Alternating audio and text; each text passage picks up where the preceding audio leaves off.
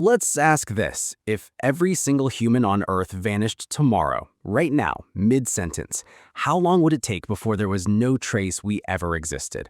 Take a guess. Got a number? Cool, you're wrong, and also I already know your answer wasn't nearly as unsettling as the real one. Let's just go hour by hour, because humanity's disappearance is basically one long slow-motion crime scene, and I am way too excited to walk you through it. Hour 1. Nothing dramatic happens, that's the annoying part. No explosions, no dramatic music, just 7 billion phones simultaneously losing their owners. But under the surface, the clock has already started because a huge chunk of modern civilization depends entirely on people showing up to work every single day just to keep it from actively trying to kill everyone. Take power plants. Most of them need constant human babysitting, and nuclear plants specifically need someone to keep the cooling systems running, or things go very, very badly very quickly. So somewhere around 24 to 48 hours in, backup generators at nuclear facilities worldwide start running out of diesel, reactors begin overheating, and you get dozens of unmanned meltdown events happening basically at once. Chernobyl and Fukushima, except now it's a global set piece instead of a one-off tragedy. Humanity's parting gift to the planet, several hundred slow-motion radioactive fireworks shows. Meanwhile, in the animal kingdom, day one is basically Christmas morning. Every dog that isn't trapped inside a house is suddenly very confused about where its snacks went, and every farm animal on the planet is unlocked and unsupervised. Cows, who have been bred for thousands of years to be about as dangerous as a pillow, are now just wandering into traffic that no longer exists. Because also, by the way, every car on every highway just stopped, which sounds fine until you remember planes were also mid-flight, which is genuinely one of the worst parts of this whole scenario, and we are not going to think about it too hard. Day 2. The pets start to have a rough time. Dogs, historically loyal and food-motivated, generally start looking for their humans and don't find them, and the ones that are locked inside houses are unfortunately going to have a very bad week. Cats, on the other hand, are almost offensively fine. Cats were already only about 30% committed to this relationship, so a solid chunk of the world's house cats basically shrug, find an open window, and immediately begin the process of returning to their natural, terrifying, tiny murderer state. Within a matter of months, feral cat populations explode because nothing was really stopping them before except us occasionally getting annoyed and taking them to the vet. By day 3, the lights start going out. Literally. Most power grids need active management, and without it, they begin failing in cascading blackouts across the globe. Cities go dark, refrigeration stops, which honestly might be the least dignified part of the apocalypse, because somewhere out there, a gas station hot dog roller is quietly becoming a biohazard. Food in every fridge, every grocery store, every restaurant walk-in begins to rot simultaneously, which means within about a week, several billion homes on Earth smell absolutely unbearable. Truly an underrated detail of the end of the world. Forget fire and brimstone, it's just the collective stench of humanity's abandoned Tupperware. Within a few weeks, dams that aren't actively monitored start to become a problem. Some holds, some, especially older or poorly maintained ones, begin to fail without maintenance crews checking on them, and you get localized flooding in random pockets around the world. Meanwhile, subway systems and underground infrastructure in cities like New York start flooding almost immediately once the pumps that keep groundwater out lose power, because it turns out an enormous percentage of a city like that is only dry because of humans actively continuously fighting against water 24/7. Stop fighting, water wins. It always wins. Water's undefeated. Within a year, nature is not wasting any time. Plants that we spent enormous amounts of effort suppressing, like weeds pushing through sidewalks, start winning almost instantly. Root systems crack pavement, seeds blow into gutters and take hold, and within just a handful of years, city streets that once required teams of workers to keep clear start looking more like hiking trails than roads. Paris, for reference, without upkeep is expected to essentially be reclaimed by plant life within a decade or so. A decade. That's it. That's all the time your city gets before it starts cosplaying as a jungle.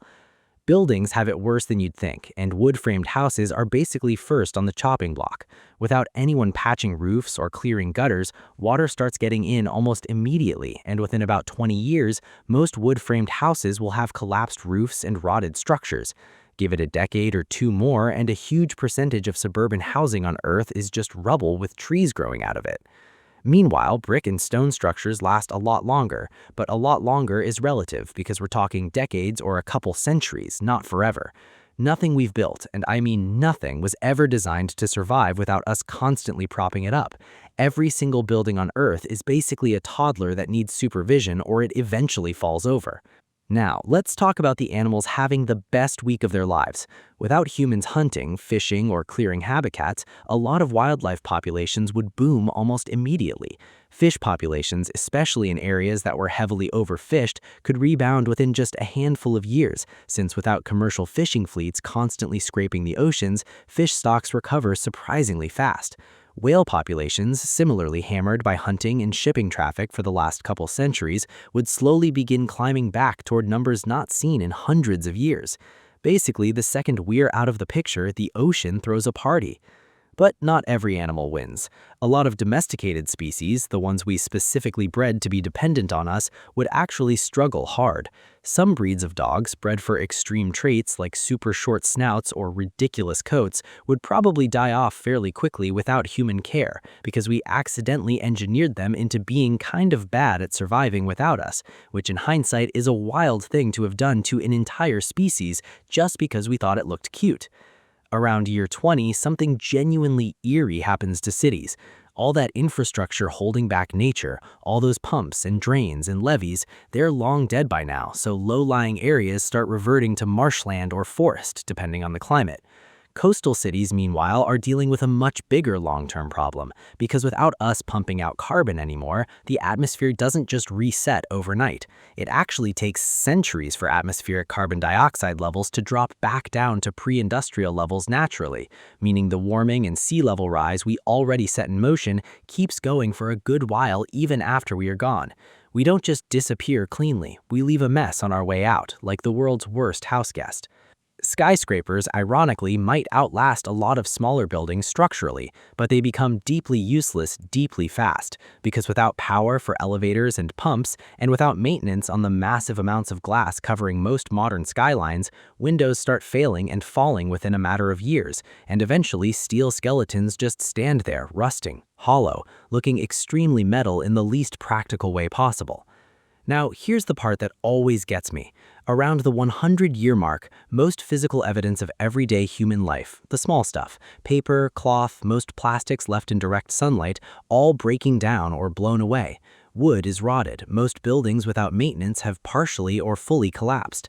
If an alien showed up around this point, they wouldn't see cities so much as they'd see weird geometric hills covered in trees, which is somehow both beautiful and extremely humbling. But here's the twist.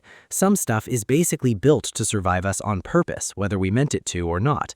Mount Rushmore, for example, carved into solid granite, is expected to erode at a rate of roughly 1 inch every 10,000 years, meaning the faces up there could remain at least partially recognizable for tens of thousands of years after every single person who carved it and every person who ever looked at it is completely gone. Somewhere down the line, whatever inherits the Earth might just stumble across 4 enormous stone faces staring out over an empty forest with absolutely zero context, and honestly, I'd pay good money to see that reaction. Nuclear waste sites are an even weirder problem because some of the material we buried is dangerous for insanely long timescales, tens of thousands of years in some cases, which is exactly why there have been genuine, real, funded research projects trying to design warning markers that could somehow communicate "do not dig here" to a civilization that might not even speak in language as we understand it. Yes, seriously, we have spent actual grant money trying to invent symbols scary enough to warn people 10,000 years from now, which might be the most honestly terrifying sentence I've said this entire video. And then there's the stuff that never comes back at all. The Great Wall of China, plastics and landfills, glass bottles, all things that could persist essentially unchanged for thousands to potentially millions of years under the right conditions, quietly outlasting every language, every borer, every civilization that ever existed on this planet. Somewhere in a landfill right now sits a plastic fork that will very likely outlive the entire concept of humanity having ever happened. That fork's gonna make it. Nothing else will, but that fork's built like a tank. Fast forward far enough, tens of thousands of years, and here's the honestly humbling part. Nature doesn't just recover, it erases. Forests fully reclaim cities, rivers shift and carve new paths straight through what used to be downtown areas, Coastlines redraw themselves without a single human left to complain about beachfront property values. Within about 100,000 years, most surface-level evidence that we were ever here starts becoming shockingly hard to detect just by looking around, buried under soil, sediment, and a few 100,000 years of plant life just doing its thing. And by the time you're talking millions of years, geologists say our most lasting fingerprint won't be our buildings or our cities at all. It'll be a thin, almost invisible layer buried in the rock itself. Concrete, plastic residues, radioactive traces from nuclear tests, all compressed down into what scientists actually call the techno-fossil layer, a razor-thin band in the geological record that some future intelligent species or some future scientist digging through Earth's layers might stumble on and go, huh, weird, something happened here for a little while. That's genuinely it. That's the whole receipt. Thousands of years of cities, wars, empires, inventions, arguments about pineapple on pizza, entire civilizations rising and falling. All of it eventually compresses down into a strip of rock so thin you'd need a microscope to even notice we were ever here. Every skyscraper, every war, every heartbreak, every YouTube video anyone's ever made, including this one, unfortunately, all of it just quietly filed under one incredibly unceremonious rock layer, like the world's most anticlimactic post-it note. So yeah, next time you're mad about something small like your Wi-Fi buffering or someone walking slow in front of you, just remember, one day the entire species is going to be nothing more than a suspiciously thin line in a rock somewhere. And even then, nobody's going to be around to appreciate how weird that is. Kind of puts things in perspective. Kind of makes you want to go do something today instead of tomorrow. Anyway, subscribe, and YouTube thinks you'll like this video next, so click on it.